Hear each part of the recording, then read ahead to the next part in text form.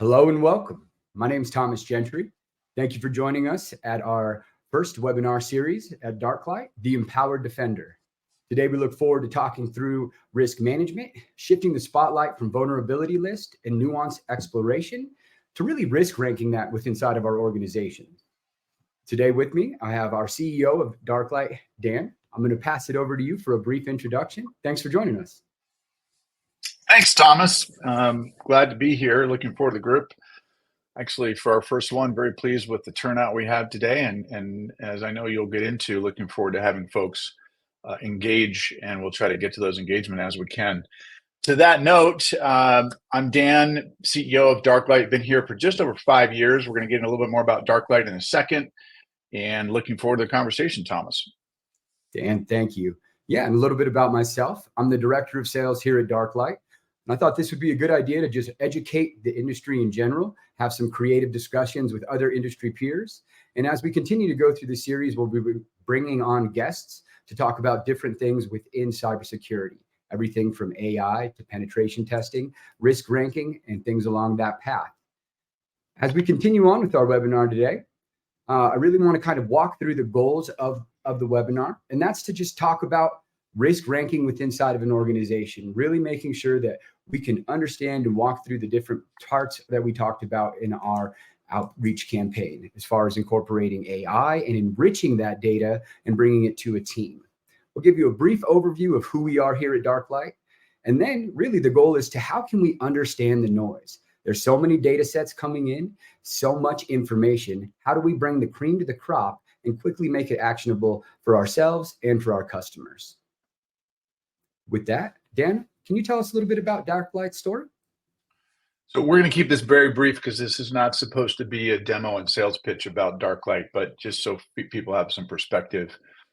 When I started with Darklight just 5 years ago, it was already in business about 4 years, and the underlying technology was taken out of the Department of Energy's national lab east of Seattle. I'm in Seattle. And the work we were doing there was based on some intelligence needs for the NSA. So the base technology was actually used to solve a massive NSA scale problem on fusing different types of intelligence from different sources. We continued that work, doing it for a U.S. Army electronic warfare use case, and sort of were playing in a lot of different fields. It was only about 2 years ago that we dropped all of that and focused our energy on the problem of cybersecurity. And we're going to get into this today on the challenge of the separate types of information that's available to you, not only from within your organization, depending on the telemetry you have from your tools, but also how do you take advantage of all the stuff outside the organization that's available to you with the incredible amount of intelligence and best practices shared in the cyber industry? And so that's what Darklight really aims to solve, and our product SIO, which is Latin for to know. And we're going to get into that a little bit, but really focus on hopefully giving you guys some take-home value from the meeting. One challenge we are going to have, this being our first, we have a lot more, actually, candidly, we have a bigger audience than we thought, and it appears to be in our research that is limited. There's a wide array of experience amongst each of you. So we have some that might be, maybe a little bit newer to this, and others that a couple folks I actually know personally that are clearly have a lot of expertise. So we're going to try to balance those needs as best we can, and please direct us with your questions, as Thomas will remind you throughout the show. Absolutely. And that's a great segue. We really want to make this as interactive as possible. So we see you guys in the chat. We appreciate you saying hello. Hello to everyone that's joined and said so. But if you have questions as we're going through, let's make this interactive. So we thought this was a fun way of interpreting kind of a day in the life of anybody that's really trying to manage the cybersecurity process. There's all of these different words, right? Acronyms, risk ranking, things that we need to be able to quickly understand and make actionable within inside of our organization. Dan, when you look at this picture, what's kind of the first thing that comes to mind for you? Well, obviously it gets to our mission. And one of the reasons I even chose to come to Darklight, and then specifically the reason that we chose to focus solely on cybersecurity, is the more that we went out and spoke to people that are dealing with the challenges of cybersecurity. Specifically, our go-to-market right now is MSPs and MSSPs. We certainly expect to get directly to the enterprise at some point as well, but that word in the upper left, overwhelmed. And our mission is to take overwhelmed victims and turn them into empowered defenders. And when you think about all that people running businesses in MSSP or MSP land, not only do they have the challenge of just the nature of that type of service business, but when you get into cybersecurity, you think of all the information available to you and all of the best practices available to you and how much you're expected to know and deal with, how quick those things change and how new information is constantly coming to you, it's an overwhelming feeling. And so what we're going to start to do here is let's peel back those onion layers to try to calm things down a touch so that we can focus on the things you should focus on first to take you from an overwhelmed victim to an empowered defender. That's a great point, Dan. Absolutely. So when we really start to like peel back the layers of this onion, let's start at a nice spot, right? Let's talk about scannings, both internal and the attack surface, and how we can start to understand and enrich that. Well, this is something that we brought to this medium because of I've been personally involved with over 100 demos to MSPs and MSSPs of varying size. And one of the sort of surprising things, although it shouldn't have been surprising to me, that we came across is just even those providers not fully understanding what certain tools are doing and what they're not doing. So for example, one MSSP in the Midwest, really great folks, they believed they were doing a vulnerability scan for their clients, but really what they were doing was an external attack surface scan. And those can be two very different things. And so an internal vulnerability scan versus an external attack surface scan, very different things. And yet they are presenting to their clients, in this case unknowingly, that they're doing a vulnerability scan. And so even getting the terminologies right, especially with the challenges you and the market face from folks like us and other, people trying to differentiate their products and use fancy terms, and sort of like everyone uses AI, for example, and that gets really, again, back to that word overwhelming. Mm-hmm. So let's break those two things down, for example. And where we're focused right now is the internal vulnerability scan, which is an outside scanning tool. Our partnership right now is with Tenable Vulnerability Management.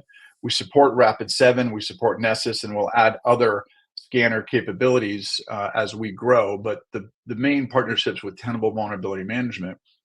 And that is doing an internal scan looking for known vulnerabilities in your environments that are on your software, on your hardware, on your products within your enterprise. And it's not necessarily going to tell you which pieces of your environment are open to the World Wide Web, which is what an external attack surface would be.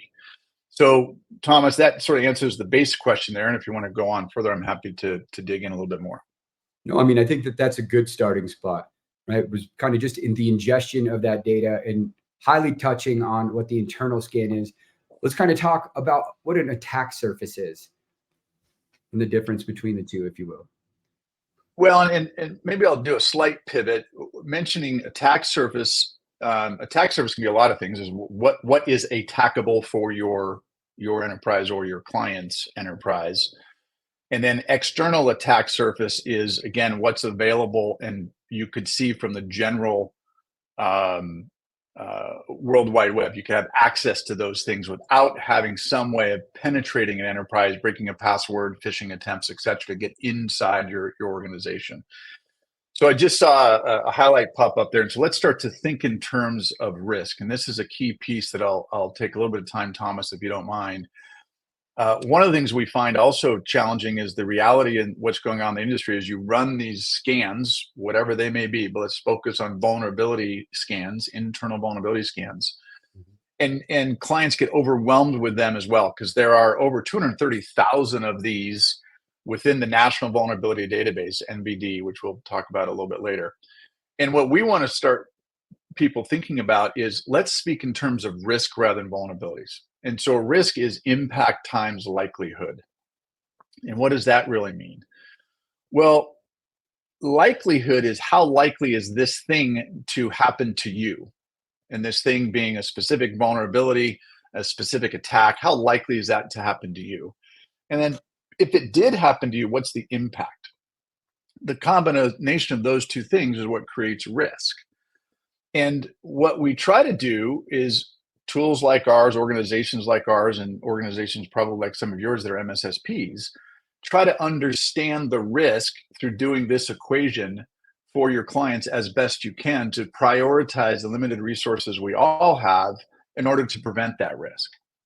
So things like CVSS, which you can see there in the skull and crossbones, back in the quote old days, which is only a couple years ago, that is the common vulnerability scoring system. And that scoring system, in theory, is based on how severe a specific vulnerability is. And that vulnerability, and I'm just going to pop into our tool here. And Thomas, can you confirm I'm sharing screen? I'm not seeing it yet, Dan. Okay, be right back. Sorry for the pause. No problem at all. While we're waiting. How about now? Perfect. We can see it just fine. Thank you. So this is an example of this. We're not going to go through the product. If you want to see a demo, please reach out to us or reach out to Thomas. But this is something that I don't think people fully understand. And this is just breaking things down into bite-sized pieces. So let's talk about CVSS and the vulnerability whack-a-mole. Normally what comes out of most of these vulnerability scanners is a bunch of information listing your vulnerabilities and probably at least ranking them based on a CVSS score. And even within that scoring system, there's something called base and temporal, which we may or may not get into today. And what people start to do is say, hey, if this is a 9.8 on a 10 scale of CVSS score, I need to fix it. So they start going around and trying to fix the vulnerabilities. Well, if you take a step back, what you realize is a host, so a server, a laptop, what have you, has a product on it. That could be software or firmware. That product actually has a weakness, and that weakness is designated by a CWE, common weakness enumeration. And even the products have a massive inventory out there called CP, which is common platform enumeration. And then the weakness, the vulnerability is actually taking care of, or taking advantage of the weakness. And then even within vulnerabilities, you have CVSS-based temporal I talked about, but there's other things that we're going to talk about here in a minute as well, called EPSS, KEV, et cetera, that are ways to sort of help as best we can get into the right portions of the formula for risk. And so this is just an example of how you can think about, let's focus on the things that matter most. And if you're just looking at CVSS scores specifically to, I've got 10 vulnerabilities on a given host, you're probably not making the best decision from a prioritization perspective. Let me stop sharing here. Dan, that was a great point. I do have a question for you when we're thinking about the threat feeds.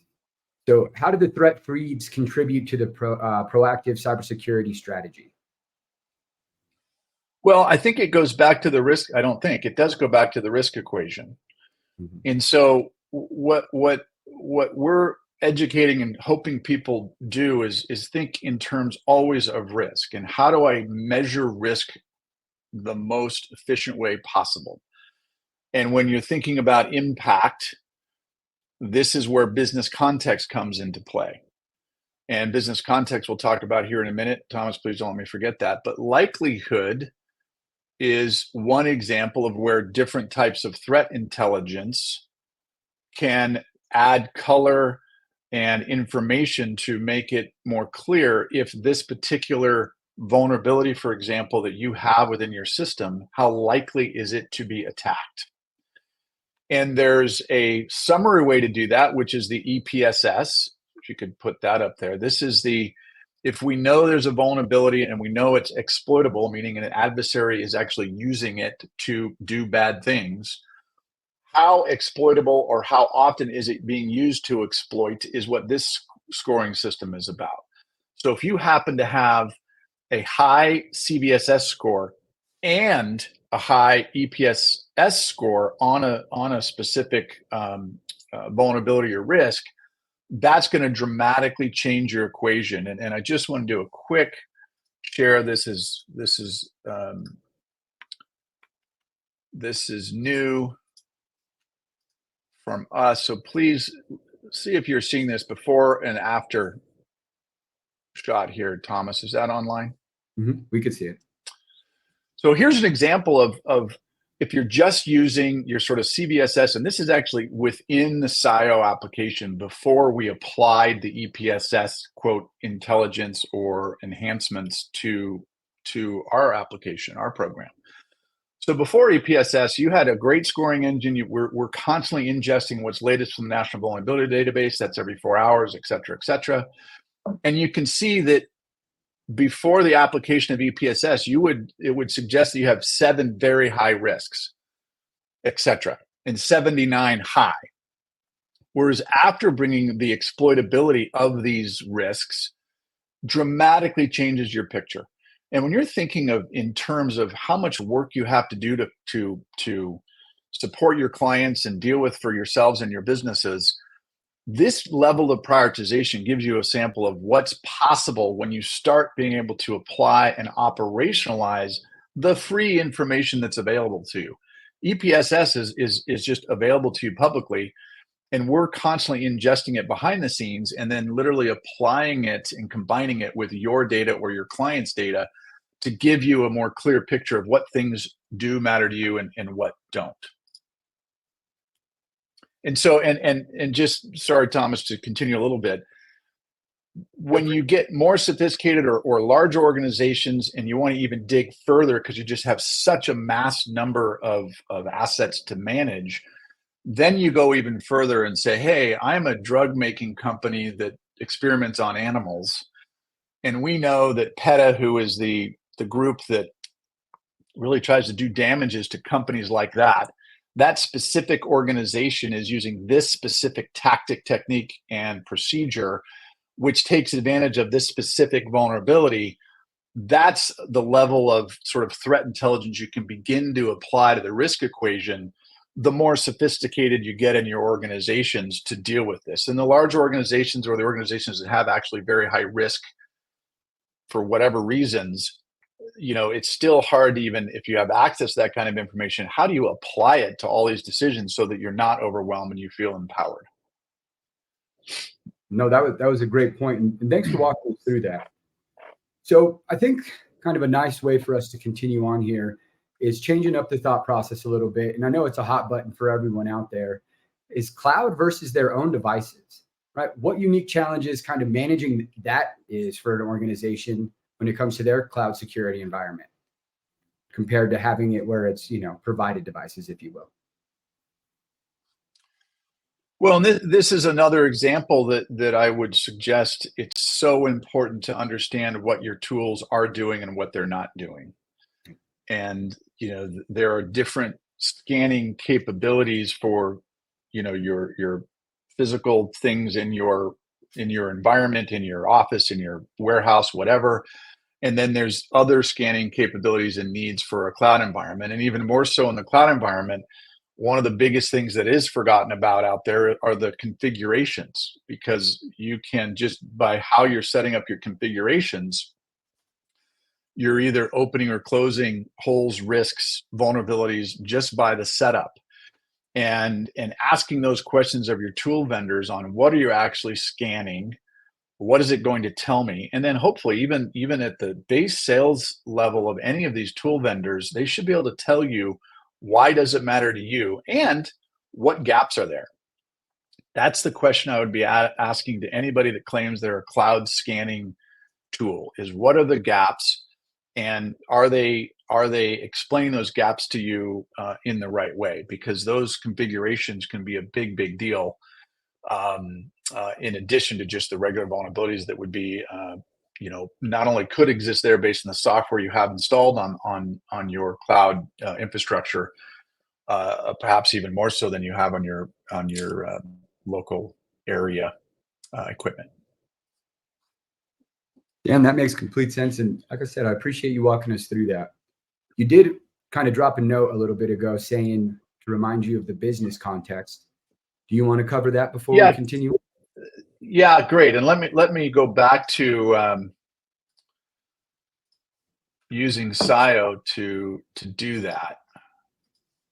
So hopefully I'm back in SIO, Thomas. We're not this. There we are. Great. So as I mentioned, one of the things that we're having folks do, we're trying to have folks do is don't think in terms of the 230,000 vulnerabilities that exist in the National Vulnerability Database. Obviously, you won't have all of those, but let's speak in terms of risk. And so now this is a very basic client, really, demo data, very short or very small number of assets. But what I want to do is pick a risk that's seen in more than one place. And so when we dig into this, what we can see is that this risk has been observed in 3 different areas. And when we go dig into the CVE, which, we think of all these terminology, that's the actual numbering system for every vulnerability. And when we go here, we can see where is that vulnerability, and in this case, vulnerability is a risk. Where is it seen? And these are in so this one's seen in 2 different hosts. It's on different components. So this is software. So now I'll dig into the software side. And now what you can quickly see is, okay, this software has a known vulnerability and it sits on these 2 assets. And this is where business context comes into play. So let's go look at one of these assets and say, well, what is this asset? Right now, the way it's labeled and the way that most of these tools operate is it's going to be, maybe you've taken the time to name these, but this is just a URL. It's perhaps a printer, perhaps a server, perhaps a laptop, what have you. But if you're trying, especially if you're an MSSP trying to communicate something important to your client, sometimes it can be hard by saying, hey, you have a CVSS 9.8 on URL.16. What does that really mean? And so the idea of bringing business context into the equation is very important. So now we're going to take a different view and look at from a device perspective only. And what you can see in here is you can start to, the more information and I think from an MSP, MSSP perspective, this is a consulting opportunity that you can suggest to your client, look, we need to slowly but surely gather information about your infrastructure, about your systems, what's important, what's not. Not everything can be a crown jewel. And so you slowly start to bring the business context into the equation. So this particular .73, you figure out what that particular host is, and you determine, hey, look, this is the key piece that drives our e-commerce business, and that is our business. So all of a sudden, this becomes a key piece of hardware for your organization.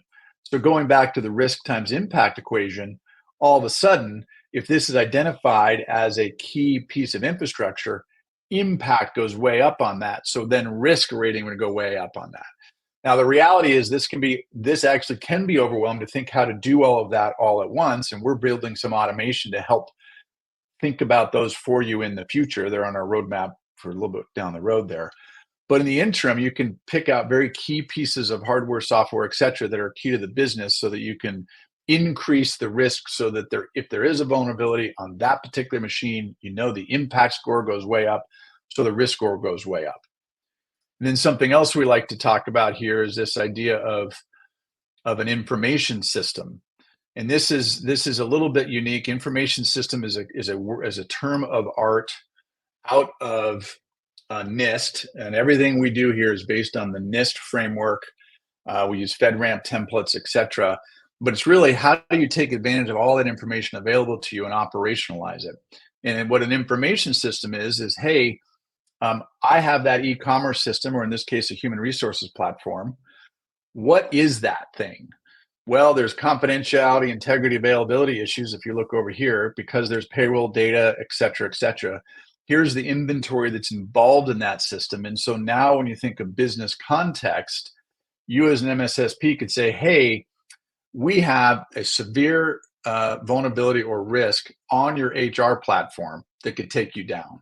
That's a different type of conversation because you have that business context. You can identify risk even better, and speak in terms that your clients might understand a little bit easier. Hope that answered your question there, Thomas. It did. It did, Dan.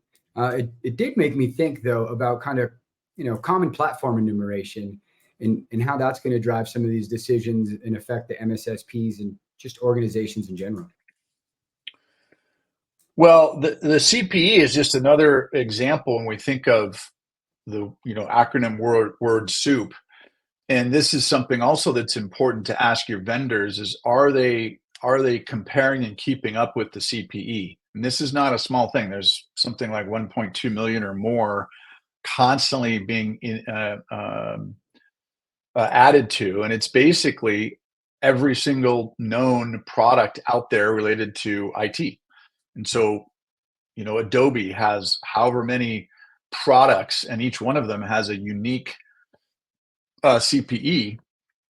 And why that's important is if you don't have the full story, like let's say you just have, I have a vulnerability associated with Adobe 3.4, but you don't understand that there's actually 3.4.6.7.9, you may not have the full story on how to deal with prioritization. And so, the ability to constantly be ingesting this information that's updated all throughout the day is important. And let me go back to something I shared with you earlier, Thomas.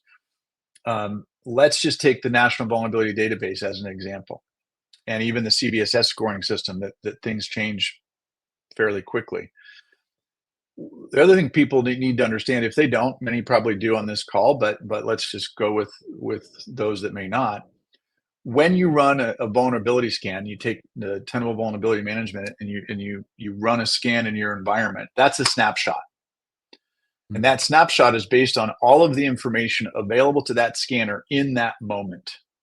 And so whenever you go back to whatever scanner tool you're using and others that you're maybe moving that scanner tool information to some other platform, it's a static snapshot. Well, what's happening in the SIO application is when you go back into SIO, the scan of what vulnerabilities existed or were seen in your enterprise are a snapshot, but any impact from a threat intelligence perspective, and threat intelligence is also meaning, did the CVSS score go up? Did the EPSS score go up and down?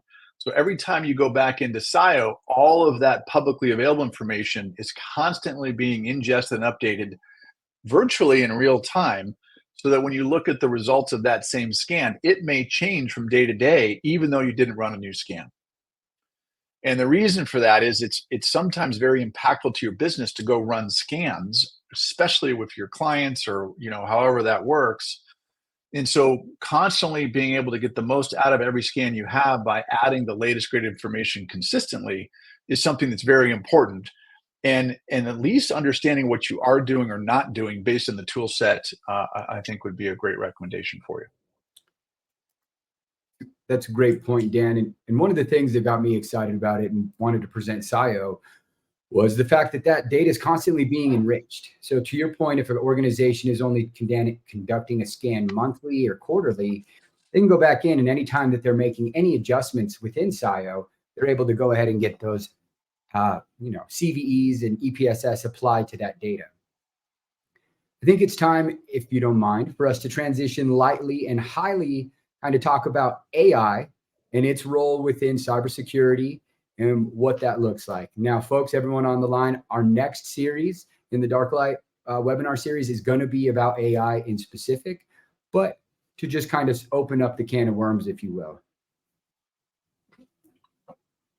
So I think we're just really, teasing to a next session, but to address it here briefly, it's one of my pet peeves on the use of the term AI, and certainly we almost try to avoid it, even though we can certainly prove that behind the scenes we're using something called knowledge-driven AI. At the simplest form, AI is just the idea of mimicking human capability, thought, process, what have you. So there can be a tremendous number of tools that claim AI and actually are AI. But I think what we're going to get into next period, Thomas, is why should I care? And what does machine learning mean? How's that how does that apply, or where can it be used in cyber versus knowledge driven AI? What the heck is knowledge driven AI? What is natural language processing as compared to the other two? And then, of course, the big one, the world changed December 1st of 2022, when ChatGPT came and was hit the market, because the large language models, which is what ChatGPT is based on, has had a massive impact in cyber. Some of it is mostly what could it be and what is it not, and so that's really what we're going to be describing next series. Absolutely. And so, folks, mark it in your calendar. January 10th, we're going to be doing a deep dive into AI and its impact on cybersecurity. Dan, thanks for dropping a note on that. Now, before we transition to the audience and we start fielding some questions, I wanted to talk about one more area, and that's adversary intel. What are your thoughts about that, and kind of how can we incorporate that into our cybersecurity policies and practices to make sure that we're ready as defenders? Well, it's one of the things we're most excited about, and I won't get too technical in the underlying of Darklight's SIO, but we're using what's called a semantic knowledge graph. And the whole point of a semantic knowledge graph, compared to what most use, the relational database, some are starting to use graph technology, which I had to look all this up 5 years ago, by the way, so it's been a steep learning curve for me here. But what it allows you to do is take all this separate types of information we're mentioning and applying it and literally fusing it so that the machine does as much work as possible to reduce the time that you have to spend, while also, because take the NIST 853 manual, which is what quote NIST is, and I might have gotten that slightly wrong, but whatever. It's a 600-page document, and it's changing. How can even a large organization operationalize that? You've got to use technology. And so where we're going is right now, candidly, our go-to-market product is just scratching the surface of what a semantic knowledge graph can do. But an example of what it can do is we can actually fuse those different types of information so that when you combine CVSS with EPSS, with KEV, with business context, we're not just going to show you what those individual numbers are. We're going to bring those together to automatically show you what risk is prioritized or identified and prioritized. What's next is, how do you do that with adversary threat intelligence? And adversary threat intelligence, there's lots of ways to get it. There's a lot of publicly available information out there. Palo Alto has something called Unit 42, which does studies on all known adversary behaviors. And they create something called adversary playbooks. And a playbook is just, hey, if I'm Chinese adversary called APT3, which APT3, again, a lot of you know this, some of you won't. APT3 is a named bad guy. And that bad guy is actually known by the industry very well. There's a specific address in China. There's thousands of Chinese that represent APT3. And the last I looked, there were 6 or 7 campaigns that APT3 uses. And each campaign has its own playbook. And that playbook is basically, what are their tactic, techniques, and procedures? And so the more that we know about that, so whatever, let's say, so Target got breached however many years ago, there's been so much homework on what happened at Target, we could see the actual playbook used by that bad guy to break those defenses. And so the more information you have on the adversary and understanding why an adversary would care about you or your client, the more you can get back to that likelihood and impact equation to understand your risk and thereby mitigate and reduce accordingly. So the more you get from a sophistication level and being able to apply this threat intelligence, and what we're trying to do is bring in that threat intelligence and add it to all those other equations using the semantic knowledge graph, so that a huge amount of the analysis is done for you. And especially when you combine things like machine learning, and I won't tease this anymore for next time, and even large language models and how you can respond to this stuff more quickly and do a lot of the homework for you. because the only way we're going to stop being overwhelmed victims is when we use automation again and again and again. And even the use of threat intelligence, a lot of it's free, let alone the subscription. So there's a tremendous opportunity there to even further work on that impact and likelihood risk equation, Thomas.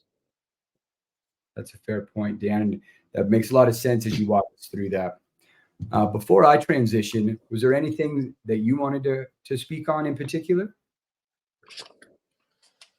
No, you guys know sometimes I like to hear myself talk, but we would love to have this interactive. What we attempted to do is give a base framework of when you think in terms of vulnerability management. Some call it cybersecurity hygiene and posture management. It's just really understanding that foundational level of what gaps in security do I have in my system. Yes, that is policy stuff too, but when we're talking about vulnerabilities and risk from that perspective, we want to give that foundation in today's session as we continue to build from that in future sessions. So would love to get some Q&A, and if we give people back time, also fine with me. Absolutely. With that being said, we want to make this an interactive portion. So feel free and drop any questions you have about, maybe current questions, challenges you have if you're an MSSP. How can risk ranking and being able to quickly enrich that vulnerability data be something to help either your junior teams or whatever area we can dive in today? Be more than happy. We'll give that a minute while everyone's kind of looking through. Perfect. Looks like we have a question from Dave.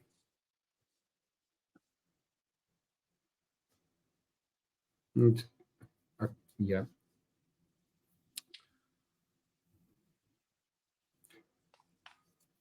Dave, I might be guessing where you're going with that. Oh. So good question, Dave. Sure. I think one of the pieces that's also overwhelming is, where do I start? Like, where do I start? And even if you go, okay, there's so many resources out there that, CISA puts out, NIST is available, there's best practices, there's the cyber CIS 20, there's so much data. I'm like, okay, where do I start? Well, the good news is, and let me just make sure I'm tracking this. Yeah, there you go. A lot of there's so much available information to you. I always like to start with the very basic and slowly build from there, but then ask yourselves questions. Why am I doing it? Because even in the demos that I've given now to, as I said, over 100 MSPs, MSSPs, I feel like people are just buying tools and not really understanding where that fits in the whole picture. And there's a soft side to this that, going back to the last business before I got into cyber, was executive protection. And, we set up some Fortune 500 executive protection programs. And it's the same idea. Go into a company, let's just pick a random one. I'm in Seattle, so let's pick Microsoft. Who cares about Microsoft? Why? What is potentially a risk to Microsoft? And more importantly, when you're talking about probably the more realistic, small, medium businesses, what thing could absolutely, from an IT infrastructure perspective, if I was hit with ransomware or someone got, faked my EA's, password, what could cripple the business? So let's start with that.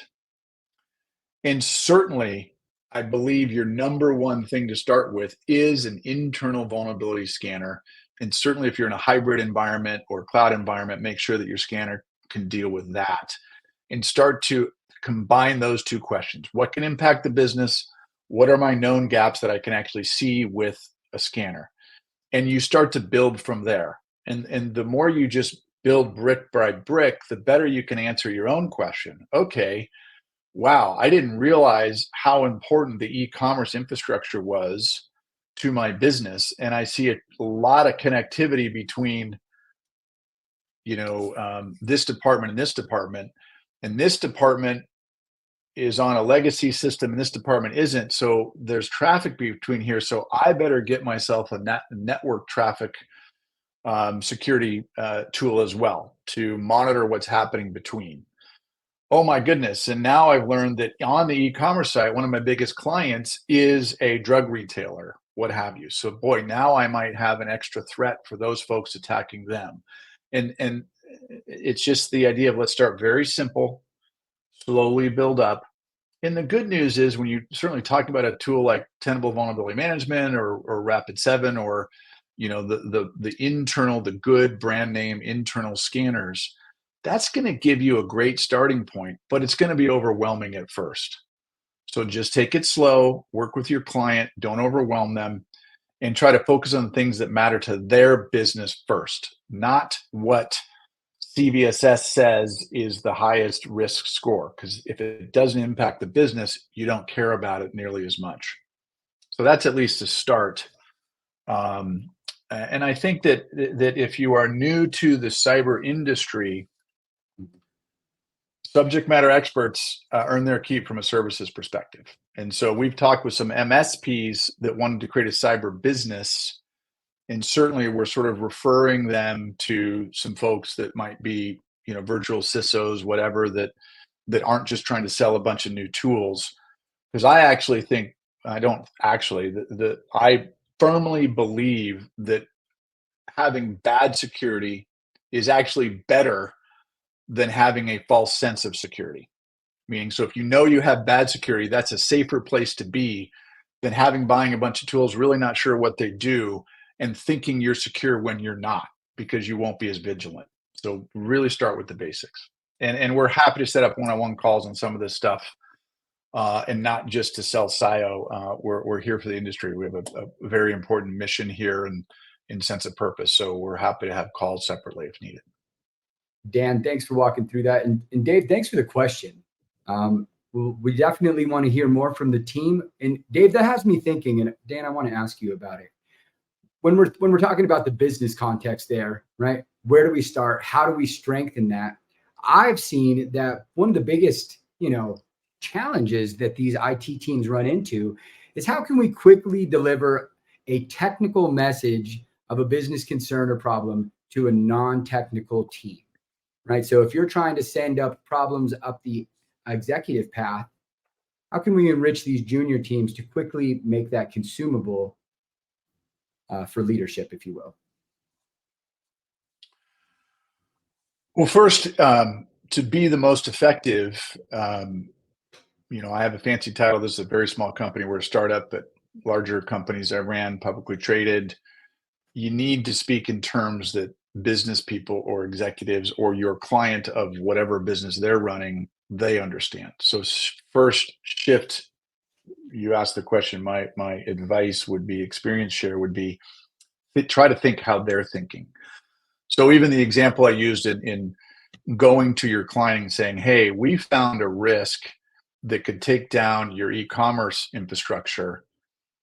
If that business owner or decision maker is running an e-commerce business, that will stand out, as opposed to the IT person, which I've seen. My wife owns an interior design business, and I've seen emails that go to her saying, hey, we have a severe, CVE number, blah, blah, blah, in your server.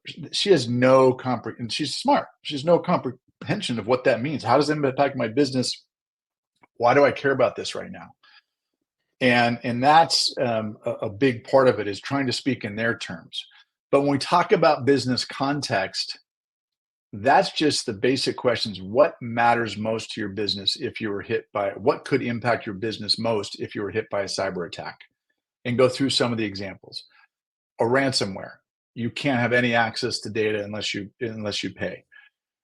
They shut down your system. They steal data. What kind of data? Okay, they stole my employee information data. That's one type of risk, versus they stole my client's data on whatever we're providing for them. I mean, these are business contexts that each of your clients, you need to have that understood and then baked into your risk equations. That's a great point, and that's really the whole idea of this webinar series, right? Is we know that the cybersecurity industry in general is taxed with a vast amount of work that needs to be done. It needs to be done timely, and that information needs to be enriched and handed up the line. Part of that is with junior teams with limited resources and abilities. So Dan, thank you again for walking us through that. And we look forward to continuing to deep dive on that as we go through our sessions. Everyone, if you do have questions that come up after the fact, feel free and send them to us. We will be more than happy to walk you through that. Again, we do have our next webinar coming up January 10th, Navigating the AI Landscape in Cyber. What does that really mean, right? We're going to peel back the layers there and talk through machine learning and different aspects of AI and how that's being applied in the industry today. A little bit of a shameless plug for us here. Please follow us on some social media, whether it's Facebook, YouTube, Instagram, LinkedIn as the usual. Dan, thank you so much for your time today. We appreciate you coming on, taking some time away from the day-to-day here, and just walking the industry through things from your perspective. Well, my pleasure. And really for those that took the time, thank you, because we know there's a lot of options out there. This is our first one. As we get sort of dialed in and better at this, we have some very interesting guests based on the network that we're fortunate enough to have in our team to bring to the table. But we'd love to have feedback from you on what was good, what wasn't good, because vying for people's time is critical. So we appreciate that very much. And actually, let's see if we can we have another answer question. Alicia question real quick. Thank you for that, by the way. Do we have time? Yeah, we do have time. How do you ensure a comprehensive identification of risk beyond just listing vulnerabilities? Well, so obviously, I'm not 100% sure I understand the question, but I'll give it my best shot. There are risks well beyond vulnerabilities, and one of them I mentioned quite a bit was configuration. And so, or even lack of policy. I mean, there's a number of things that could be considered risks that won't show up on your vulnerability scan. That becomes one of the challenges that you all face providing this service to your clients, or to if you're just supporting your own enterprise, is how do we track those risks in one place? And that's a big part of what SIO is building and enabling you to do. So well beyond just vulnerabilities, we are looking at and have already ingesting configuration information. All those are included in the risks. And you can also create your own risk. You can create your own asset if you need it, because not all assets are included in these scans. And so you want one place to hold that information. And as we continue to mature our pipeline, or excuse me, our roadmap, and please, we'll be very transparent here. We are just gone to market. We're very confident in our product, but we only have a few folks that are paying to use it. And we will be developing that further, but we want to be that single source of truth. Single pane of glass, I think, is a little bit too out there. It's so hard in cyber, but single source of truth on all the different types of risks, whether you're trying to get CMMC certification or FedRAMP, how do you upload that documentation in there? And we will library that for you. There was a second part to that, Dan. I just put it up on the screen. You were covering. Well, and Alicia, this one, we'd be happy to get into this one-on-one, but I think you ask a great question. So one of the reasons I shared that EPSS is when you look at just a CBSS scoring methodology and not taking into consideration, are those vulnerabilities that may have a high CBSS score, are they actually being seen and used in the wild? Meaning, are they being exploited actively so they have a high EPSS score? That is just one of the ways you would prioritize differently when you have that other layer of information. And then let's go even to the business context. When you talk about a high CIA, confidentiality, integrity, and availability, so your particular server, or let's just say laptop, has a very high CIA factor, and you combine that, which we do, and others do this too, with the CVSS score and EPSS, by having all three of those, you're going to have a higher or lower risk number based on now three pieces of information rather than just two or rather than just one. And so that's the holy grail on what your question was really, Alicia, is how do we add more and more pieces of information that matter and are relevant to our equation to better prioritize and understand your risk? Because otherwise you're chasing your tail trying to fix gaps that really don't matter to compare to ones that you're leaving the barn door open. So hopefully that helped, Alicia. Absolutely. And great question. Alicia, if you're interested in kind of seeing more about how we can do that correlation and enrichment of the data of those vulnerabilities, we'll reach out and we'll definitely set that up for a one-on-one. We do have a few minutes left here, folks, before we hop off the line. Any questions, comments about today, we'd be more than happy to field those. And while we're giving it a minute for those questions to come in, remember to mark it down. We're going to be back January 10th, and AI is the subject. If there's no other questions, let's give everyone back a little bit of their time. Thank you all for joining. Again, my name is Thomas Gentry, and this was the first of our series here at Darklight, the Empowered Defender. We thank you for joining us from all these different locations around the world. And a special thanks to our CEO, Dan. Thanks for joining us today. Thanks, Thomas. Appreciate everyone's engagement, and we look forward to hearing from you if you have any questions. Fantastic. You guys will all receive a copy of this in your email, and we look forward to talking to you soon. You'll get an email if you won the Amazon gift card. Thanks again. Do you want to just tell them now, or do we want to send that out in an email? We got that in a question. We don't do the raffle until after we see who all came on. By the way, we do think we got some bot people joining the Amazon raffle, so we're filtering that through. Thank you very much, Dan, Alicia, Dave, everyone. Thank you so much for your time. We look forward to seeing y'all on January 10th, and we look forward to talking prior to then. Have a great one.